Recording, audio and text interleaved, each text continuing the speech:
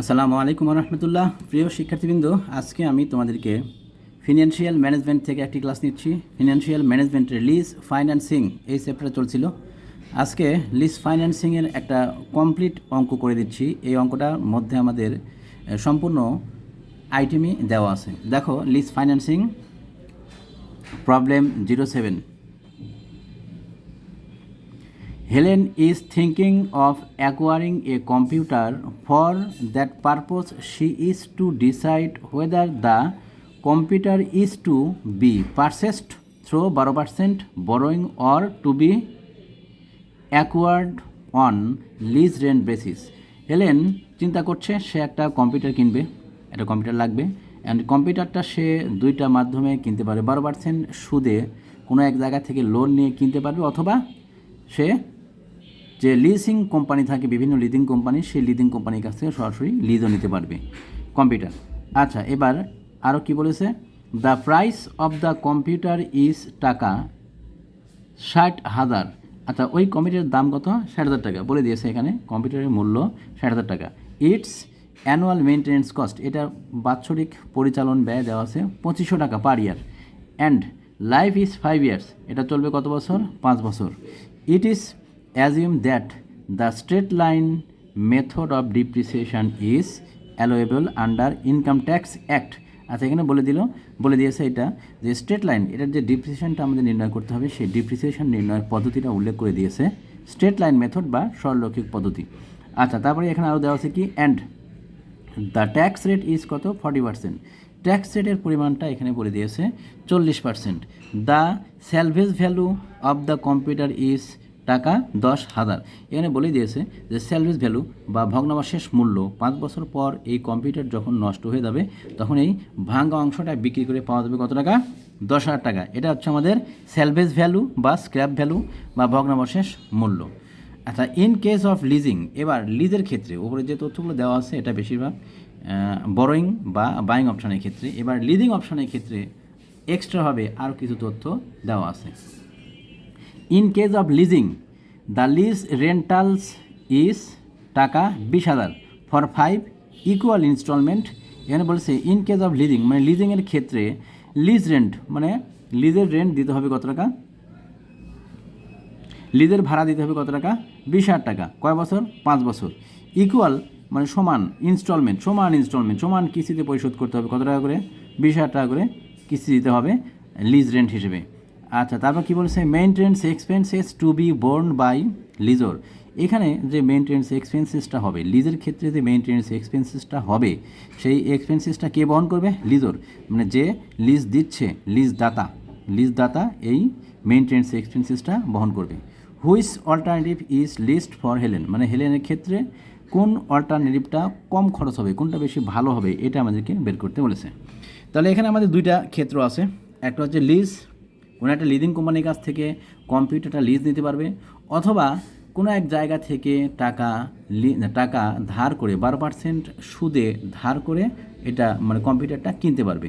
এখন সে কিনবে না লিজ নেবে, কোনটা তার জন্য ভালো হবে, এটা আমাদেরকে এখন বের করতে হবে। এখন বাইং অপশান, এটার বাইং অপশানের ক্ষেত্রে আমরা এখন দেখব টোটাল কত খরচ হবে 5 বছরে, কারণ এটা চলবে কয় বছর? 5 বছর। এখন 5 বছরে টোটাল যে খরচটা হবে, সেই খরচটা মানে কম্পিউটারের পেছনে যত টাকা খরচ হবে, এই খরচের বর্তমান মূল্য বের করব। আর আরেকটা ক্ষেত্র সেটা হচ্ছে লিজ অপশানের ক্ষেত্রে টোটাল কত টাকা খরচ হবে 5 বছরে, ওইটার আবার বর্তমান মূল্য বের করব। আর তারপর আমরা এই দুই মূল্যের মধ্যে তুলনা করব যে কোন মূল্যটা কম, যে মূল্যটা কম হবে সেটাই হেলেনের কাছে কী হবে? ভালো হবে, সেটাই গ্রহণযোগ্য হবে। এটাই আমাদের অঙ্ক। এখন দেখো, প্রথম অংশে যাচ্ছি আমরা ফর বাইং অপশানের ক্ষেত্রে আমাদের স্টেপ বাই স্টেপ যে কাজগুলো করতে হবে, আমরা স্টেপ বাই স্টেপ এই কাজগুলো ক্যালকুলেশনগুলো করে দেখাচ্ছি। For buying option, step 1, calculation of loan installment. প্রথমে আমাদের কী করতে হবে? লোনের যে ইনস্টলমেন্ট, প্রতি কিস্তি, সেই প্রতি কিস্তির পরিমাণটা কত, এটা আমাদেরকে বের করতে হবে। লোন করে বা ধার করে এ জাতীয় কথা উল্লেখ থাকলে অবশ্যই সেই ক্ষেত্রে আমরা কী করব, এবং কিস্তি আকারে যদি সেই লোনটা পরিশোধ করে, তাহলে সেই ক্ষেত্রে আমরা কী করব, প্রেজেন্ট ভ্যালুর বর্তমান মূল্যের যে সূত্র, আমরা সেই সূত্রটাই প্রয়োগ করব এখানে। তাহলে দেখো, পিভি পিভি সমান এ বাই আই 1 - 1 / 1 + i⁴n।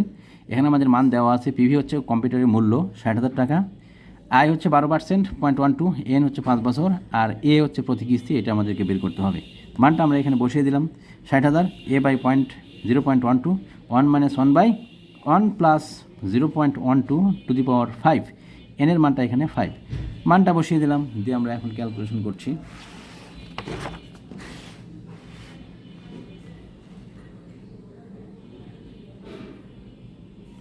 বাম পাশে নিচে এর নিচে 0.12 ছিল, আমরা আর গুণ করলাম, তাহলে 60,000 গুণন 0.12, আর ডান পাশে আসবে এ গুণন 1 মাইনাস 1 বাই এখানে যোগ করলাম 1.12 এর উপর পাওয়ার 5। আচ্ছা, পরবর্তী লাইনে আমরা এতটুকুর ক্যালকুলেশন একবারে ক্যালকুলেটর করে নেব। কীভাবে? প্রথমে ক্যালকুলেটরে চাপবো 1 মাইনাস 1 ভাগ 1.12 টু দি পাওয়ার 5 দিয়ে সমান চিহ্ন চাপলে আমাদের এই মানটা চলে আসবে 0.432573145। আর বাম পাশে 60,000 গুণন 0.12 করলে কত আসবে? 7,200। আচ্ছা, এখান থেকে আমরা এর মানটা দরকার যেহেতু, তাহলে এই মানটা এখানে আসে কী হবে? ভাগ হবে।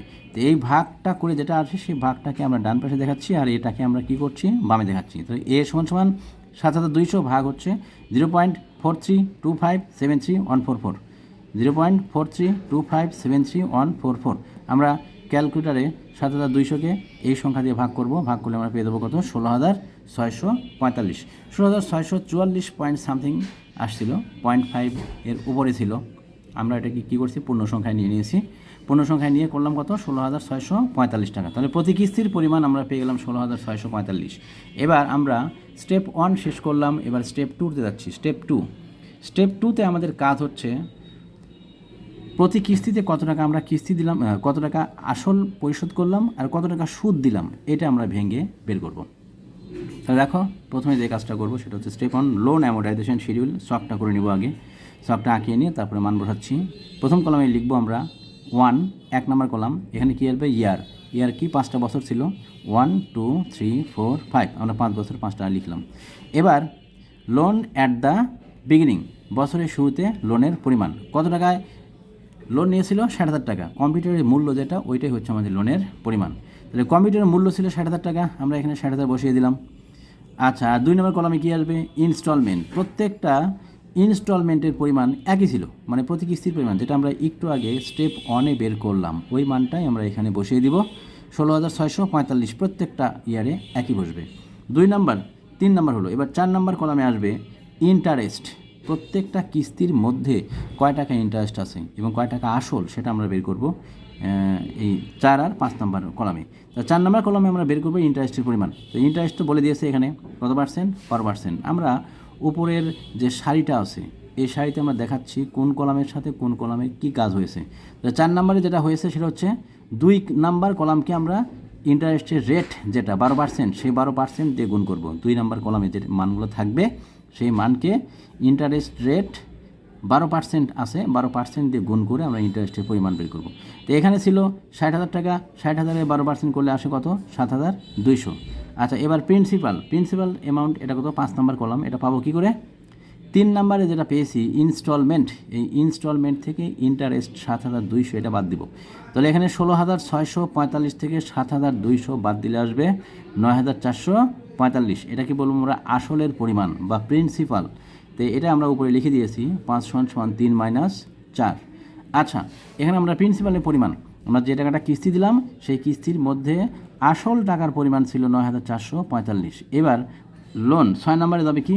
2 থেকে 5 বাদ দিব। 2 নম্বর কলাম থেকে 5 নম্বর কলামটা বাদ দিব। 2 নম্বর কলামটা হচ্ছে বছরের শুরুতে লোনের পরিমাণ, আর 5 নম্বর কলামটা হচ্ছে প্রিন্সিপাল অ্যামাউন্ট, মানে আসল যে টাকাটা পরিশোধ করলাম সেই টাকাটা পরিমাণ হচ্ছে 5 নম্বরে আছে। এখন 2 থেকে 5 বাদ দিব, তার মানে 60,000 থেকে 9,445 বাদ দিলে আসবে 50,555।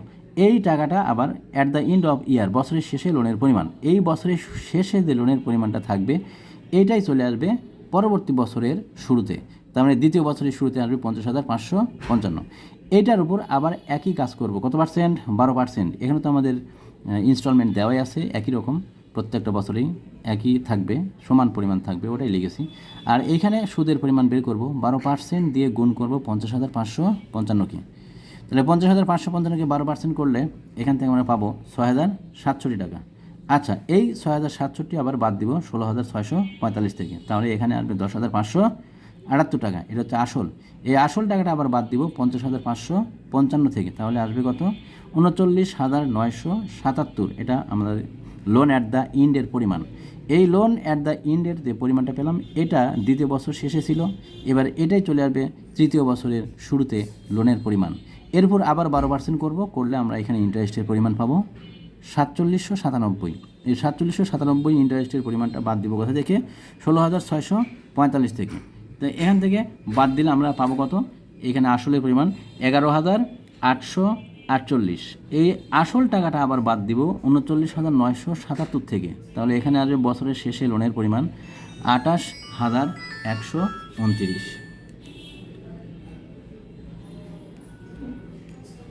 28,129। এটা আমরা তৃতীয় বছর শেষে লোনের পরিমাণ পেলাম, এইটাই চলে আসবে চতুর্থ বছরের শুরুতে। চতুর্থ বছরের শুরুতে চলে আসবে 28,129। এবার এই 28,129 যেটা আসলো, এটার উপরে আমরা কী করব? আবার 12% সুদ করব, তাহলে 3375 টাকা। এই 3375 টাকাটা বাদ দিব কোথা থেকে? 16,645 থেকে, তাহলে এখানে পাবো আসলের পরিমাণ 13,270। 13,270কে বাদ দিব বছরের শুরুতে যে লোনটা আছে এখান থেকে, বাদ দিলে আমরা পাবো কত? 14,859। এইটাই চলে আসবে পরবর্তী বছর, মানে লাস্ট বছরের শুরুতে আসবে কি লোনের পরিমাণ হিসেবে, পঞ্চম বছরের শুরুতে লোনের পরিমাণ হিসেবে চলে আসলো। এবার এখান থেকে আমরা কী করবো? যে টাকাটা পেলাম এটার উপর আর আমরা 12% সুদ ধার্য করব না, আমরা লাস্ট ইয়ারে গিয়ে সুদটা সমন্বয় করে নেব। সমন্বয় করব কী করে? আমরা লিখবো এটা যে last year interest should be adjusted, এই কথাটা লিখে নেব। Last year interest should be adjusted, এই কথাটা লিখে নিয়ে আমরা এই ক্যালকুলেশনটা দেখে দিব। কী করে? এই যেরকম করে last year interest should be adjusted লিখে, লাস্ট ইয়ারে আমাদের লোন ছিল 14,859, আর আমরা কিস্তি দিলাম 16,645। তাহলে 16,645 থেকে আমরা 14,859 টাকা বাদ দিলে আমরা পাবো কত? 1,786 টাকা। এই 1,786 টাকাটা হচ্ছে আমাদের কি সুদের পরিমাণ, মানে কিস্তি দিলাম আমরা 16,645 আর লোন ছিল 14,859। দুই টাকার মধ্যে যে পার্থক্য, এই দুইটা টাকার মধ্যে এটা কি বলবো আমরা? কি সুদের পরিমাণ। তো সুদের পরিমাণ আমরা এখানে বিয়োগ করলাম, বিয়োগ করে বের করলাম 1,786। এই টাকাটা আমরা আবার এখান থেকে বাদ দিব, কিস্তির থেকে বাদ দিব, অথবা বছরের শুরুতে যে টাকাটা আছে এটাই আমরা নিয়ে এসে এখানে লিখব। এটা হচ্ছে আমাদের আসলের পরিমাণ, আর বছরের শেষে কোনো লোনের পরিমাণ থাকবে না। এটা আমাদের লোন অ্যামোর্টাইজেশন শিডিউল হলো। এবার স্টেপ 3। স্টেপ 3তে আমাদের করতে হবে ডিপ্রিসিয়েশন, ক্যালকুলেশন অফ ডিপ্রিসিয়েশন। এবার দেখো অ্যানুয়াল ডিপ্রিসিয়েশন, অ্যানুয়াল ডিপ্রিসিয়েশনের পরিমাণটা কত এটা আমরা বের করবো। তো অ্যানুয়াল ডিপ্রিসিয়েশন সমান cost minus salvage value divide by estimated life. আমাদের লাইফের পরিমাণটা এস্টিমেটেড লাইফ দিয়ে ভাগ করবো কি কস্ট মাইনাস স্যালভেজ ভ্যালু কে। আচ্ছা, আমাদের কস্টের পরিমাণ মানে কম্পিউটারটা কেনা ছিল কত টাকা? 60,000 টাকা। তাহলে 60,000 আর স্যালভেজ ভ্যালুর পরিমাণ দেওয়া আছে 10,000 আর এস্টিমেটেড লাইফ দেওয়া আছে 5। তাহলে আমরা এখানে ক্যালকুলেশন করলাম, ক্যালকুলেশন করে পেয়ে গেলাম কত? 10,000 টাকা। তাহলে ডিপ্রিসিয়েশনের পরিমাণ দাঁড়ালো 10,000 টাকা পার ইয়ার। এবার স্টেপ 4।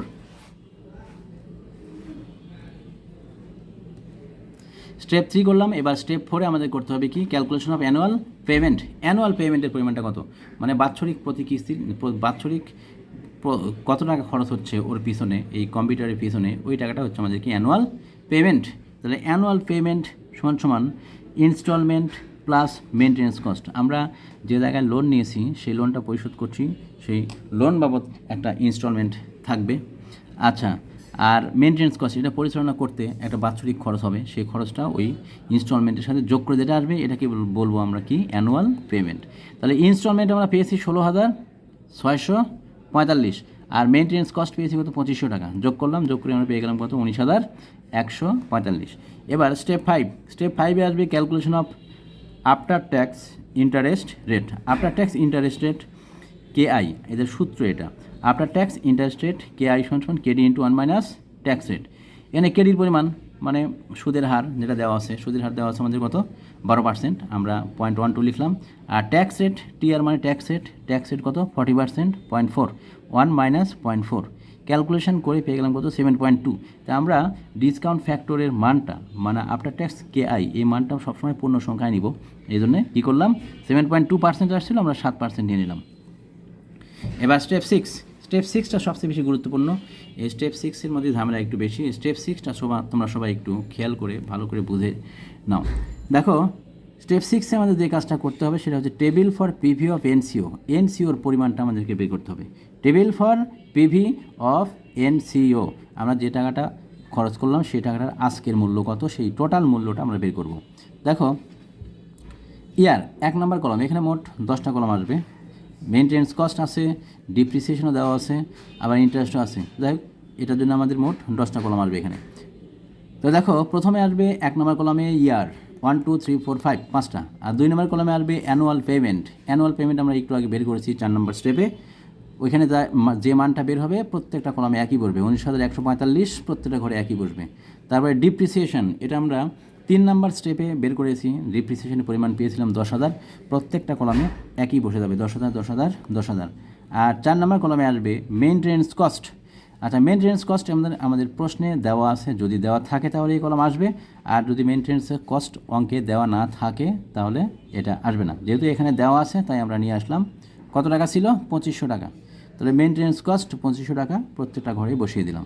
5 নম্বরে আসবে ইন্টারেস্ট। আমরা লোন অ্যামোর্টাইজেশন শিডিউল করার সময় ওইখানে ইন্টারেস্টের একটা কলাম আছে, 4 নম্বর কলামে ছিল ইন্টারেস্ট। সেই ইন্টারেস্টের পরিমাণ যে বছরে যত পেয়েছি আমরা ওইখানে ওই মানটা ওইখান থেকে নিয়ে এসে এখানে বসিয়ে দেবো। বসালাম প্রত্যেকটা ঘরে যা যা ছিল। এবার টোটাল ট্যাক্সেবল এক্সপেন্স, এখানে টোটাল ট্যাক্সেবল এক্সপেন্স বলতে 3 নাম্বার, 4 নাম্বার আর 5 নাম্বার, এই 3টা কলমের মান আমরা যোগ করে যেটা পাবো সেটাকে বলবো টোটাল ট্যাক্সেবল এক্সপেন্স। তাহলে এখানে 3 + 4 + 5 এই 3টা যোগ করে যেটা আসবে সেটাকে বলবো টোটাল ট্যাক্সেবল এক্সপেন্স। এটাকে 6 নম্বর কলম হিসেবে আমরা প্রকাশ করলাম, আচ্ছা উল্লেখ করলাম। এবার আমরা দেখতে পাচ্ছি 10,000, 2,500 আর 7,200 যোগ করে এখানে 19,700। তারপরটাতে আসবে 18,567, তারপরটাতে 17,297। একই রকমভাবে এই দুইটা অ্যামাউন্টও পেলাম। এবার 7 নম্বর কলমে আমরা যাব, গিয়ে এখানে বের করব কি ট্যাক্সের পরিমাণ। 6 নম্বর কলমে যে মানটা পেলাম এই মানগুলোকে আমরা ট্যাক্স রেট 40% দিয়ে গুণ করব। ট্যাক্স রেট কত পার্সেন্ট ছিল? 40%। তাহলে 40% দিয়ে 19,700কে গুণ করলে আসবে 7,880। 18,567কে গুণ করে পাবো 7,427। একই রকমভাবে প্রত্যেকটা সংখ্যাকে 40% দিয়ে গুণ করে আমরা এই সংখ্যাগুলো পেয়ে যাব। তাহলে ট্যাক্স পেলাম।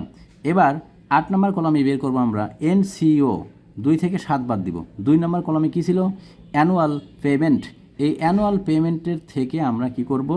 বাদ দিব ট্যাক্সের পরিমাণ 7,880। তাহলে এখানে কত? 19,145 মাইনাস 7,880, তাহলে কত আসবে? 11,265। আচ্ছা, এবার এই 11,265 পেলাম। একই রকমভাবে তারপরটা প্রত্যেকটা বছরেই বের করে নিলাম, বিয়োগ করলাম। কোথা থেকে? 2 নম্বর থেকে 7 নম্বর কলাম বাদ দিয়ে পেলাম 8 নম্বর কলাম এনসিও। এবার ডিসকাউন্ট ফ্যাক্টর অ্যাট 7%। এবার ডিসকাউন্ট ফ্যাক্টরের মান বের করব আমরা 7%। এটা আমরা কি করে বের করি?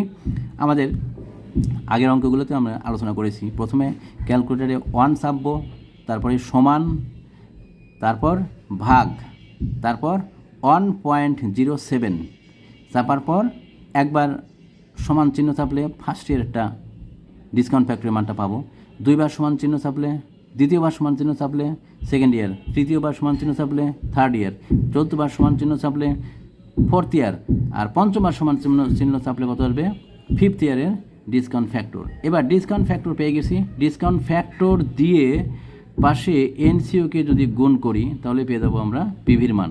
তাহলে 11,265 গুণন এইখানকার 0.935, তাহলে পাবো 10,533। তারপরে এখানে কত আছে? 11,718 গুণন 0.873 গুণ করলে পাবো 10,230। এবার 12,226 গুণন 0.816 করলে আমরা 9,976। এভাবে আমরা পাশাপাশি গুণ করে এই মানগুলো পেলাম। এই সবগুলো মান যোগ করলে পিভি পেলাম। সবগুলো মান যোগ করলে যেটা আসবে সেটাকে বলবো আমরা টোটাল পিভি। তাহলে টোটাল পিভি কত আসলো? 50,078 টাকা। এবার লাস্ট ইয়ারে গিয়ে আমরা কী পাবো? স্যালভেজ ভ্যালু মান তো পাবো। এই স্যালভেজ ভ্যালু কিছুটা হলেও আমাদের কী করবে? এই স্যালভেজ ভ্যালু পেলে বা ভগ্নাংশের মূল্য পেলে কিছুটা হলেও খরচকে কমাবে। এই জন্য আমরা কী করব? পিভি অফ স্যালভেজ ভ্যালু, মানে স্যালভেজ ভ্যালুর যে মানটা পেয়েছি সেই মানটাকে লাস্ট ইয়ারের পিভি ফ্যাক্টর দিয়ে গুণ করব। যেহেতু লাস্ট ইয়ারের স্যালভেজ ভ্যালুটা পাওয়া যায় তাই লাস্ট ইয়ারের পিভি ফ্যাক্টর দিয়ে স্যালভেজ ভ্যালুকে গুণ করে যে গুণফল আসবে ওইটা আমরা টোটাল পিভি থেকে বাদ দিব, বাদ দিলে আমরা পেয়ে যাব যে এনপিভির মান বা টোটাল পিভি কত আসলো লাস্ট ইয়ার পর্যন্ত যে খরচটা হয়েছে সেই পিভির পরিমাণটা কত আসলো সেটা পরিমাণ পেয়ে যাবো আমরা। তাহলে পেলাম কত 42,948। তাহলে 42,948টা আমাদের হচ্ছে টোটাল পিভি বা এনপিভির পরিমাণ 5 বছরে যেটা বাইং অপশানের ক্ষেত্রে খরচ হয়েছে সেটা। এবার আমরা বাইং অপশানের টোটাল পিভির পরিমাণ পেয়ে গেছি। এবার কি করব, লিজ অপশানে যাব, লিজ অপশানটা দেখব।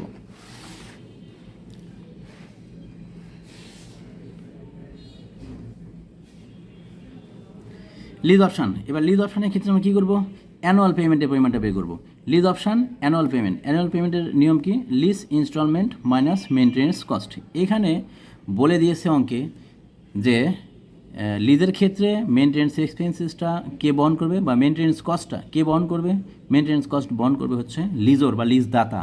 যেহেতু লিজ দাতা মেনটেন্যান্স কস্টটা বহন করবে, সুতরাং বছর শেষে যখন লিজ রেন্ট দিতে যাবে লিজ গ্রহীতা, তখন ওই লিজ গ্রহীতা লিজ রেন্ট দেওয়ার আগে কি করবে, মেনটেন্যান্স কস্টটা কেটে রেখে তারপরে তাকে কি করবে, ইনস্টলমেন্টটা প্রদান করবে বা লিজ পেমেন্টটা দিবে।